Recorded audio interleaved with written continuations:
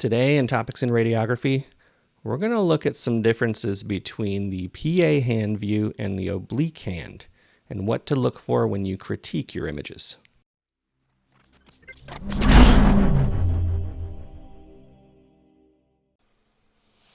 All right, today we're going to look at a few hand x-rays. We're going to mainly focus on PA and oblique hands here. I'm going to go with some kind of neon green color for this today. Let's bring that down. All right, so when we're looking at a hand, I mean, again, you should be QAing or QCing within a matter of a couple seconds. Right now, on quick glance, a couple things that just kind of jump out to me right away. You're missing the soft tissue right around here. You kind of clip that. I mean, I don't know what the patient's history is, but why wouldn't you include it? It seems kind of cheesy. The other thing that jumps out is the angle of the wrist here in the forearm. To me, you could simply angle the image receptor to kind of make this go straight like that. You're in a little bit, if you do this and look at the angle that the wrist is in, you're in a little bit of ulnar flexion. So I'm going to get rid of those. But the other things you want to look at is degree of obliquity. And you can look at the metacarpals and the phalanges for this. The metacarpals, you're just kind of contouring the outline here. That one doesn't look too bad. In a PA view, both the medial and lateral borders should kind of symmetrically curve. Like that. For digits 2 through 5. Now, once you get to the thumb, as you know, the thumb in the PA hand position, the thumb itself is in an oblique position. So if you notice, there's more straightening on the lateral border there. The medial border, there's more of a curve when you compare those. So all in all, not a horrible x-ray. I mean, I don't know if I'd repeat it, but you want to look at those things regarding positioning. You also want to make sure that your joint spaces are open. They look pretty good here for a PA. All right, let's pick another one here. This was my other PA. Now, I'm not commenting on technical factors here because I just don't like the appearance of this one, but for the sake of today, I'm just looking at positioning, obliquity. Well, we got the forearm and the wrist in alignment with the image receptor. Now,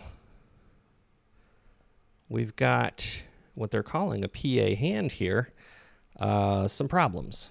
If we just look at the metacarpals, you got a pretty straight one. I'm not sure I like that color. It's kind of dark. Let's use this dark purple here. Easier to see. Or maroon or whatever that is. So you got a straight line. You've got a pretty curved line there. This one, not too bad. This one, uh-oh. What's that? Come on, you guys know that's a boxer's fracture. You can't do anything about the shape of that metacarpal. Chances are this guy's hand is probably cupped because he's in pain. And if you notice, instead of the thumb being in an oblique position, this is darn close to true lateral, at least in the distal portion there. This may be obliqued a little. You can kind of see the tufts there not really aligning laterally. But the other thing that, again, we talked about was joint spaces being open. I know his hand's cupped because you're not displaying the joint spaces open. This one's not horrible. But again, it's not. You should see a nice space in there. Right now you're seeing overlapping of the joint spaces. Here as well. This one's open. This one's open. This one, the pinky, is actually open, but if you look at these, this digit, they're not quite as open as they could be. So for a PA, hopefully, I mean, again, depending on what your patient can do, that should be flat and the joint space is open as well. Let's look at a couple oblique hand views, just evaluate those. All right. So this is that same patient, it looks like. A couple things I like and a couple things I don't about this. Now, you're supposed to oblique the hand 45 degrees. How can you tell that on an x-ray? Can you look at that and say, oh yeah, that's 45 degrees? I mean, you might be a few degrees off, but what you're looking for is the heads and the bases of metacarpals 3, 4, and 5 should be superimposed, while there should be a space. I see a space right here between the heads and the bases of metacarpals 2 and 3. If you're more than 45 degrees, this guy, number 2, will be superimposed over number 3, and you're over obliqued. If you are under rotated, that's when this guy goes this way.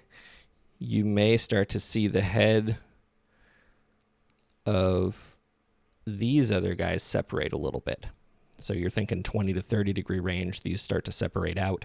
45, this looks perfect. The other thing that stuck out to me was, you know, these digits here, they have decent joint spaces in between them. Most people rest the fingertips. I'm going to pick a different color for this. Most people rest the fingertips kind of in a curved fashion like that for the oblique views. And what that does is closes the joint space off. I don't see that here. They've kept the fingers parallel for the most part, which is allowing those joint spaces to stay open. So bravo. So I want to look at one more oblique hand x-ray, only for the fact that a few things stick out in my head at first glance here. So we've got, let me get a little darker color here. Let's try that guy. So we've got the heads and bases superimposed of metacarpals 3 through 5. There is a distance between the heads and bases of metacarpals 2 through 3. But this is what I'm talking about here with the curvature of the fingers. These joints are not open. So if you have the opportunity and the patient can do it, always try to have the fingers parallel to the IR just for maximum diagnostic quality. Now, the radiologist can't comment on the integrity of the joint in this view for most of those. The pinky, which is parallel because it's resting on the IR, looks okay because it's parallel to the image receptor. The other thing I notice here too, do you see this line?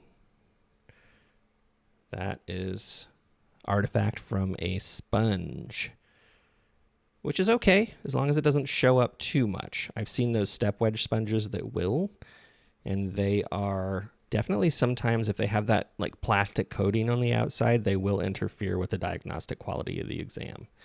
This one's not too bad, but it did just jump out at me. It's worthy of mentioning. But yeah, just notice these joint spaces here. You've got the middle phalanx, base right there.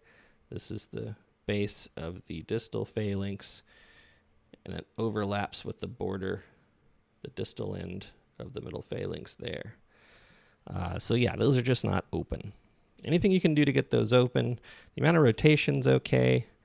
Do you see any pathology? I don't. I see a sesamoid here. I see this line here. What is that?